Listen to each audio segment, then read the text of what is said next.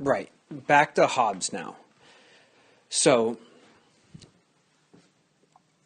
our reading doesn't say enough about this. I really should have supplemented this with further readings. But so this point is important, and it's not really clearly in our reading. It's in there, but it doesn't take up much space. So I really want you to, write this down. Just absolutely write it down. For Hobbes, you can prevent those emotions from actually breaking out into open fighting and warfare. But those are all pretty powerful emotions. People really want to be ranked number one. They really don't want someone to threaten them later on, so they'll cut them down now. And people really like shiny stuff. They really want to take your stuff. So Hobbes says you need something that's also an emotion to check these emotions. Because let's be honest, if you just tell someone who wants to steal your stuff, I really think it's wrong if you steal. Thou shalt not. How would you like it if someone did that to you? Those non-emotional responses don't really stop them, right? Okay, so you need an emotion to counter an emotion. Okay? So that's one thing, is it's not going to be rational how you prevent these things. You're not going to calmly explain to the mob that what they're doing is totally immature, right? You're going to need to do something non-rational because that's where they're operating at. Another thing is it's going to have to be something that people feel really strongly about. Because if you counter an emotion with a weak emotion, the first emotion is going to win out. Okay, so you're going to need the strongest possible emotion, the strongest possible motivating emotion, if you want to successfully keep these three dangerous emotions at bay. So, put on your thinking cap. You may have already answered something like this for the last question, but what would be an emotion which also all people share that's going to be strongly, highly motivating and is an emotion rather than a rational appeal? It's the fear of death. That's how you can get human beings to act well. You say, if you do something I don't like, I'm going to kill you.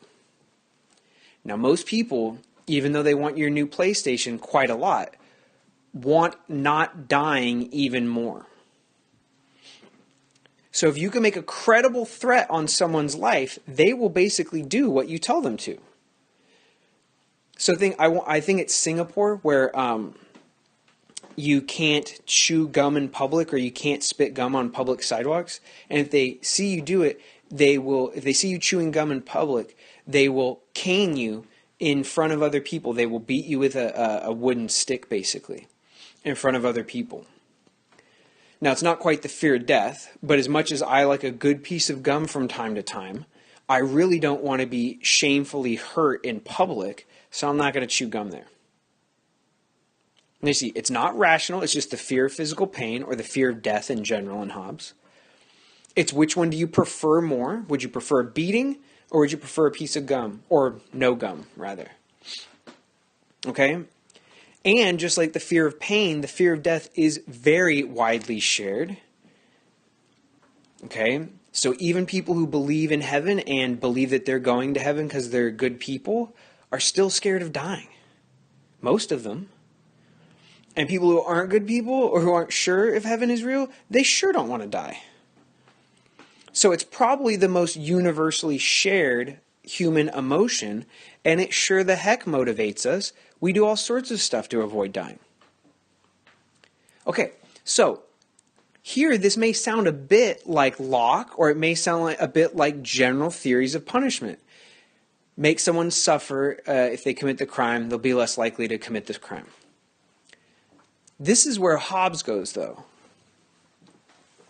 So the little bit that's in our reading on this is 263a, and he says, when people live without a common power to keep them all in awe, that is, they're so fearful that their mouths are hanging open, they're in that condition which is called war. Now, trust me, I've read a lot of Hobbes, so I know this is what he means by that. He says, fear of death has to be credible, it has to be believable if you're going to motivate people through it. Now, in the state of nature, that is, when there's no real government around, people believe, and they're right, that they can do bad things and get away with them. Because who's going to stop you? So here's the function and role of government for Hobbes. It is primarily about motivating people to act sociably through fear of punishment. It's very important that the government have the ultimate fear, which is the fear of death, but fear of jail, fear of fines, fear of public humiliation, those will work too. So, like I said, that sounds like things we've heard before. But for Hobbes, the twist is this.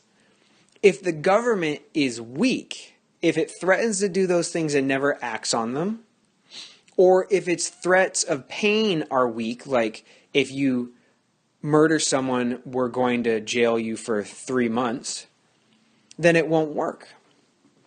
So for Hobbes, government needs to be big and mean and scary. So here's something you have to ask yourself. What is government really about? A lot of Americans will say, oh, it's about freedom. So then what they think is that the government in general needs to protect our freedom, either by enhancing it and making more freedom, which is sort of what Democrats are going to say, or what conservatives or Republicans are going to say by sort of like stepping out of the way. But regardless, both the left and the right think that American government's about freedom. But Hobbes will say, freedom? We're talking about freedom? Freedom is chaos. Freedom is civil war. If the government steps out of the way too much,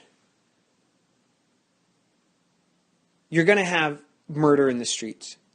And if the government focuses solely on helping people, which is, again, roughly what Democrats want, okay, aiding people, that's nice and all, but that's not going to keep the criminal at bay. So Hobbes says government is not about freedom. It's not about protecting rights. It's about saving lives. That's it. And you could ask yourself, what do you love more, your life or your freedom? Now I know a bunch of you, especially, if you're going to say, oh, my freedom, I would gladly die to maintain my freedom.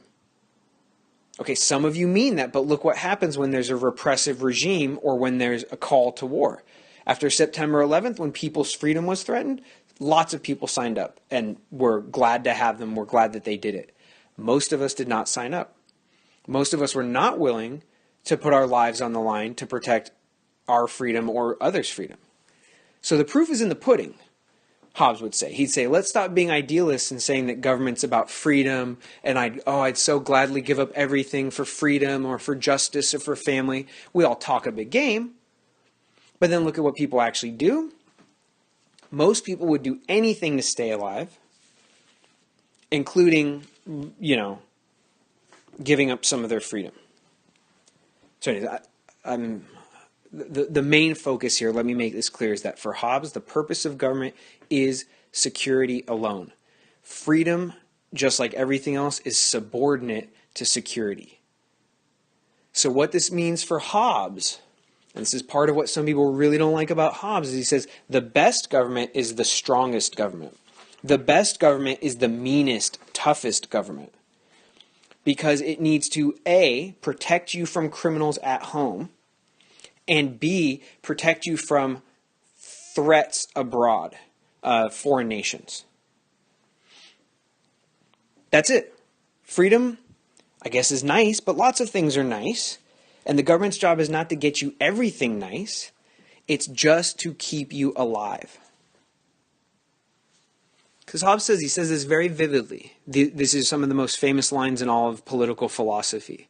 Page 263a, he says, I've read this part before, he says, therefore, in a time of war, every person's an enemy to every other person. There's no place for industry. There's no place for agriculture. No helpful, pleasant buildings. No knowledge, because all the libraries get burnt down. He says there's no arts and technologies, there's no culture and letters, there's no society. And worst of all, in war, there's a continual fear and danger of violent death. And the life of humans are solitary, poor, nasty, brutish, and short. That's what happens in a time of war. The worst thing for Hobbes is war. He is trying to make government empowered to prevent civil war and crime at home and to prevent international war. International war. If you have to give up some freedom to achieve that, he says, hey, you're not free when you're dead.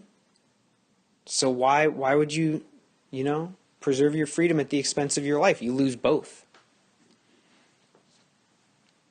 And once more, let me make that crystal clear. The government which is best able to protect your life is the government that is the meanest and the toughest. We're not talking tyranny here. The government doesn't make itself safe by randomly attacking its own citizens, but it makes itself safe by being so scary that criminals stay in their cage. And that other countries say, ooh, I like the shiny stuff the US have, but I'm not messing with them. Okay. So what Hobbes says, yeah, you need a monarchy.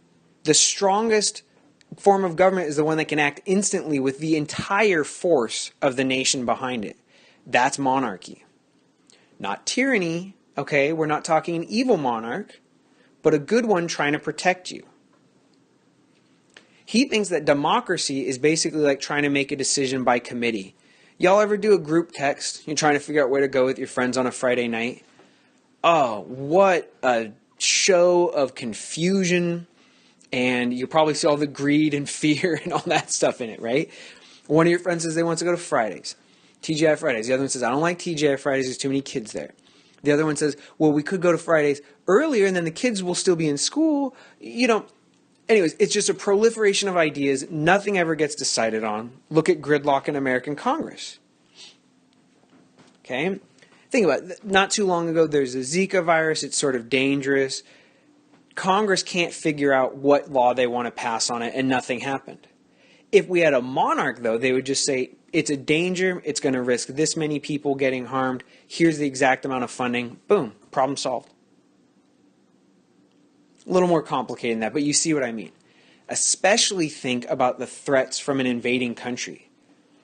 Do you want 100 senators and however many hundreds of representatives if Canada, well, they're not scary. If Russia's going to invade in Alaska, do you want Congress to meet and calmly talk about it for days and weeks and months and then go a party line vote that goes nowhere? Hobbes doesn't. He says you need the commander-in-chief to send all the army to the border to protect our lives. So here's the thing. I've been painting it sort of like you have to choose between freedom or security. And I know that irks a lot of Americans. And they go, ugh, Hobbes is the worst.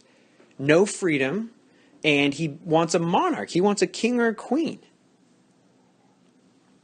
But you'll notice in America, we actually do both.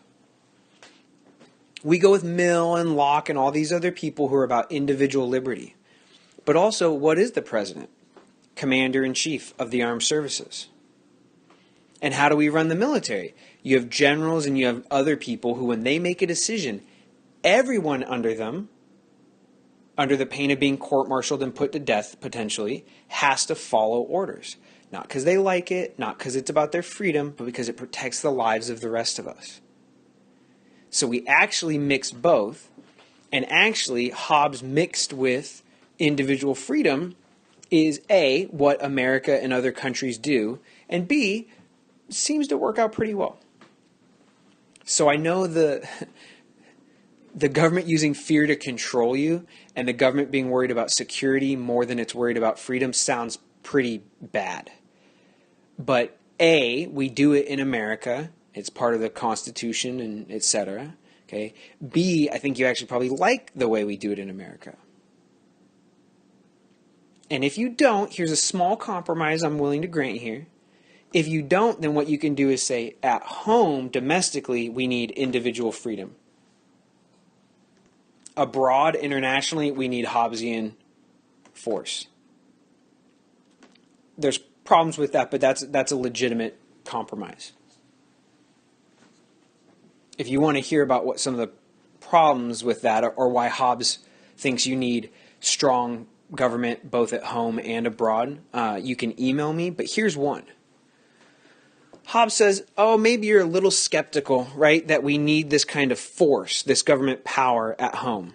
And he says, okay, when you go on a journey, he says, do you arm yourself and go well accompanied, like with a bunch of people? Maybe not. But think about it this way. If you went on a road trip across the United States, would you be more comfortable doing that alone or having friends with you? Do you think maybe if you did it alone, someone might kidnap you, rob you, murder you? Maybe. And he says, okay, when you go to sleep, do you lock your doors? Yeah. Do you lock things inside of your house, maybe your desk or you have a safe or something like that? Okay. So he says, look, he claims that people are going to tear each other apart as soon as they get the chance. And a lot of you say, no, people aren't like that. Hobbes is the paranoid one, right? And he says, okay, but you lock your doors at night every time you go to sleep. If you live out in the country, you probably have a gun to protect your property and family. When you get out of your car at the supermarket, which is filled with people who have money to buy food, so, right, you're not going to get robbed. We lock our cars when we go to the supermarket. Because you think the suburban mother or two or whoever is, shopping there when you are might steal your iPad. So Hobbes says, the proof is in the pudding. Look at things squarely in the face and you'll see that you are scared of other people. And he says, if you're that scared of other people, when you live under a government that does have cops and jails and the death penalty in some states, then you reveal by your actions what a lot of us aren't willing to say in words. Okay? He says, your behavior accuses mankind by your actions just as he does in his words. Okay? So he says, if you're that scared now with the government, imagine if you had a weak government. You'd be quaking in your boots. You'd demand a stronger government. You'd say, more law and order, please. Okay, so that's the requirement for strong government according to Hobbes. Now here's something that's crucially important, and students misunderstand this all the time because it sounds so bad they don't want to believe it. A lot of Hobbes is that way. But let me make this crystal clear. He says it on page 263b. He says it again, 263b at the bottom, going over to 264. And let me read these passages out to you. He says, the desires and other passions of humans that lead to war are in themselves not sin. No more the actions that follow from those passions or emotions until they know a law which forbids them. However, you can't know those laws until such laws are made, and you can't make those laws until you agree upon a person that will make them. So this is what I meant when I said before that morality and laws are conventional for Hobbes. The only reason murder is wrong is because there's a law that says it's wrong, and the only reason there's a law is because you empowered the government to write laws that you have to obey and to build prisons to scare us into obeying those laws. If the prisons went away, if we had a different government that didn't make murder illegal, they would not be wrong. So I always insist on the difference between morality and politics. Hobbes thinks differently than me. Okay. One way to put it would be, think about it this way. If you live on a desert island, then there's nothing for Hobbes that you could do that would be immoral. You can be lazy, not a problem, not immoral. You can curse all day, not a problem. You can cut down trees and burn them just to watch them burn, no reason at all, not immoral. Right? It's only any of that would be a problem when someone else comes there and says, hey, let's agree not to do that. So for Hobbes, it's a controversial position, but he says there's no natural morality, there are no innate rules.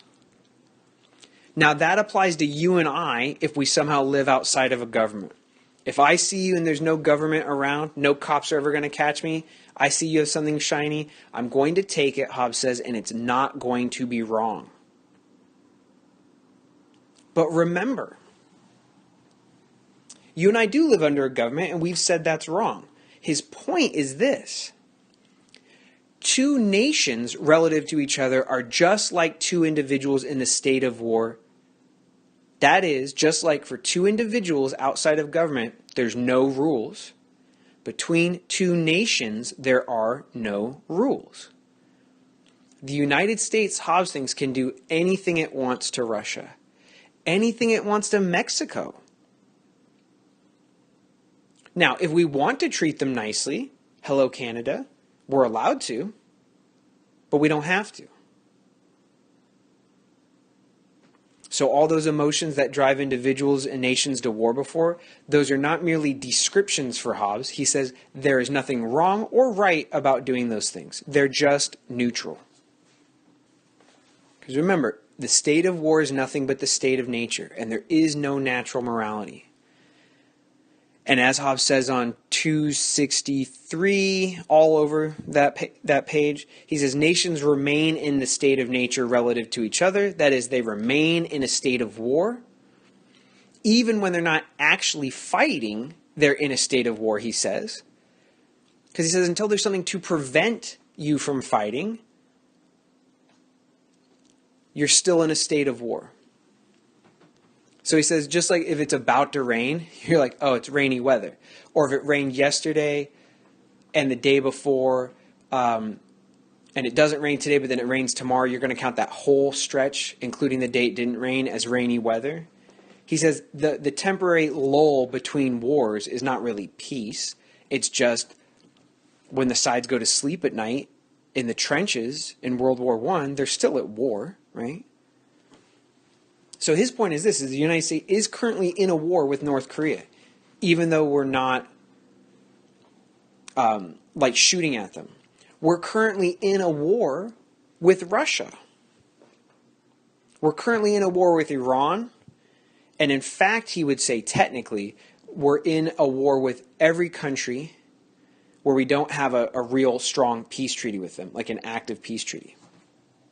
But definitely, he would say we're in a war right now with Russia because we're ready for war with them. So he says when you look at nations, they're in continual jealousies and the state and posture of gladiators, weapons pointing and eyes fixed upon one another, forts, guns, and their frontiers filled with spies. That's a posture of war. And he says readiness for war is just war. Now here's the thing. This is where it's all leading for me. Are you allowed to do anything you want when you're in a state of war? I already gave you before, but I'll say it again, the details of this. I don't mean can you kill other people in war. That seems relatively uncontroversial. Okay? So I'm not asking about self-defense. I'm asking about what Hobbes is asking about, which is the realities of war. So if Russia tomorrow invaded England, because England is a partner of ours in the U.S. and they're protected by the NATO treaty, we would go to war to defend England. Okay? But that's, you see how that's not self-defense, right? Because England is not us. Okay? My question is if, we were going to war to protect England, could we do whatever we wanted? Could we poison Vladimir Putin, which is something the United States says it won't do currently? Could we start rounding up Russian citizens in the United States and locking them all up in jail? Could we execute those citizens? Could we execute American citizens? Because remember, Hobbes says you can do anything in a state of war. Could we execute American citizens who we thought might be sympathetic to the Russians? Could we release chemical weapons, even though we've said we don't use those anymore? If we felt like it, could we release them in, say, a Moscow subway station? So the question I'm asking you is this. Are there any limits in war? Please don't refer to self-defense because, as I said, A, most wars are not about self-defense, and B, we know that answer. It's an important answer, but we know how that one goes. In normal wars that aren't about self-defense, are there any limits to what a nation can do towards non-citizens, towards its own citizens, etc.? Okay. By the way, that's a discussion question, okay? So pause the recording now and think about that, please. Okay, because this is a really tough question. And it's not an abstract question because the United States has done things in recent years that, for instance, torture, which we thought was okay, then we thought wasn't okay, now we might think it's okay again, right? Because it's a tough question. Nobody wants to torture, but some people, in order to preserve security, will say, well, I will do that in this case. Okay? Let me make this clear as well. For Hobbes, as I said, it's not always about self-defense. It's often about something like greed. So would you say it's legitimate for a country to go to war to, say, seize oil from another country? Or to invade, maybe we would invade Spain because we wanted access to their coast. It's a lovely coast, a lot of it, and their fishing waters. Hobbes would say that's fine. That's something that happens. That's fine. So would you say war for economic gain is always morally acceptable? So, like I said, these questions aren't abstract. They actually guide real life war. And they're tough questions for Americans all the time. Would we go to war if Iran blockaded the Strait of Hormuz, which basically is a shipping lane for a lot of the world's oil? Would it be fair to risk American lives as well as foreign lives in order to make sure that oil stays cheap? Half of me wants to say, oh my God, no, you kill people for stuff, for oil. On the other hand, governments do this all the time, and I don't know, I benefit from cheap oil. So it's not an easy question. Also, okay, that sounded a little off. If I say, well, I benefit from cheap oil, a more sophisticated way to put a better point is this. If I say we can't kill for oil, then I have to find some reason why that's unacceptable to kill for, but other things are. Now, there are certainly ways to do that, but you have to then generate an account for why this thing is okay, but that thing's not. And Hobbes says the only reason why something's not okay is when you've signed a contract basically that says, I promise I won't do this. We never signed a contract with Iran that said we wouldn't kill them if they blockaded this strait, so there's no reason why we should avoid that. Now, this last page, 264, is pretty darn important. I think there's a lot important in these pages, right? It's only a few pages, but there's so much in it. From what we've said before, that individuals, unless they're really scared of their government, will lie, cheat, and steal, kill fellow citizens, and even more so on the international stage, where there's no higher power to scare countries from fighting with each other. You know, there's no world president that tells Russia and the U.S. to stop fighting. It seems like there would be war nonstop. So this is one possible way to argue against Hobbes. You say, look, if you think that every person and therefore every nation is thirsting for war all the time, well, buddy, look around. There's only a handful of active wars going on right now in the globe. Okay, so that seems like it might be a counter-proof to Hobbes. But this is what he says on page 264. This is the basic point. He says, because nobody wants to die, and because war is a pretty darn good way to get yourself killed, people are hesitant to go to war.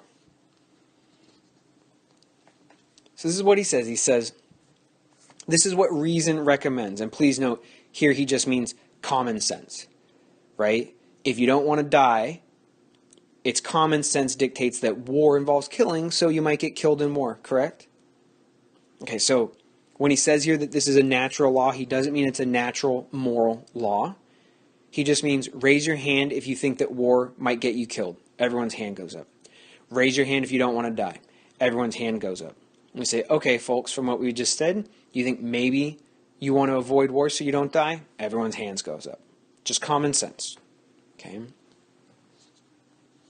So Hobbes says, oh, you did not disprove me by showing that war is not constant, is not that common. He says, we figured out a way to achieve peace. He says, people endeavor for peace. That is, they strive for peace as far as they can. But when they can't achieve peace, then they can and should seek and use all helps and advantages of war. So let me say that again. Hobbes says that people and nations have all these desires. And these are motivating desires. They make us do stuff, including violent stuff and killing stuff. But if you think that you might be more likely to get killed while stealing than to get away with it, you're not dumb. You're not going to steal that day. So this is what Hobbes says happens, is there's sort of an uneasy, temporary truce between nations, not because they're so nice and lovey-dovey, but because the Spanish are scared of death through war just as much as Americans are scared of death through war. That's why we haven't invaded Spain yet and taken their coast. That's why Spain hasn't invaded Italy and taken their coast. They're thinking like, oh, it'd be nice to have Rome. It's a pretty city. But man, we'd lose so many Spaniards if we did that. Not right now. We'll wait. So this is what Hobbes says. He says it's good common sense. Strive for peace to preserve the peace as far as you can. But the moment where it's impossible to avoid war, go to war 110%. So we see all these sort of, we see him rephrase it on 264b. He says, seek peace and follow it, but by all means defend yourself. So this is really a two-stage thing. You seek peace until you can't anymore, then you go to the second stage, which is then defend yourself to the nth degree. There are so many expressions that sort of capture this. One would be, don't tread on me. The snake's not out there running around attacking people, but if you step on it, it will strike. There's also the expression, mess with the bull, get the horns. There's more serious expressions like friend in peace, enemy in war, which is a saying that the U.S. says about itself. The idea of unleash the Kraken, right? Or in Pearl Harbor, what was said is that the Japanese woke the sleeping giant. Remember, the U.S. was staying out of World War II. Even though we hated to see Europe going up in flames, and we were worried about international trade, and I think even at that point, the Germans had even attacked some of our ships, if I'm not mistaken. Okay, but we weren't provoked enough that we thought we had to go to war. It's when the Japanese attacked where we said, okay, now we can tell that they're gunning for us too. The Axis is gunning for us too. And then what do? We literally mobilize the whole nation. We put women in munitions factories for the first time, right? We had children contributing to the war effort. We had rationing at home. We built a war machine. But we didn't build a war machine the day before in order to, take over the Spanish coast is my example I keep using. Okay? It's only when we felt cornered. Okay? Now remember, Hobbes isn't saying that all countries do that. He's saying the smart countries do that. Wild countries are like wild people. Well, they'll go out there and steal something heedless of the possible consequences, just ignoring the possible consequences. Smart countries will say, yeah, I want some oil, I want some coastline, always willing to expand the country, but I have to make sure it's, it's not too risky. So peace is sort of the default, not because we're so nice, but because we're also scared of dying. And the problem is when countries falsely think that they have to go to war, they misestimate the situation. When they think war is an inevitable fact, so they start it early, that's a sad problem. This is me talking, not Hobbes. And another sad problem is once war is started, whether there's good reason or not, it usually like it goes on longer than people thought it would. Countries that say they'll never do X, Y, and Z anymore end up eventually doing some of that, committing war crimes, right? War can spiral out of control precisely because there is no world government trying to restrict it. So we go pretty far, human beings do, when we go to war. Okay? Now, once more, Hobbes would say that's just how it is. But some other people will say, well, yeah, it shouldn't. Is there any way to fix that? Okay. So that's Hobbes on War. If you have any questions about him, just let me know. Shoot me an email, and we'll talk about that. Thank you, everyone.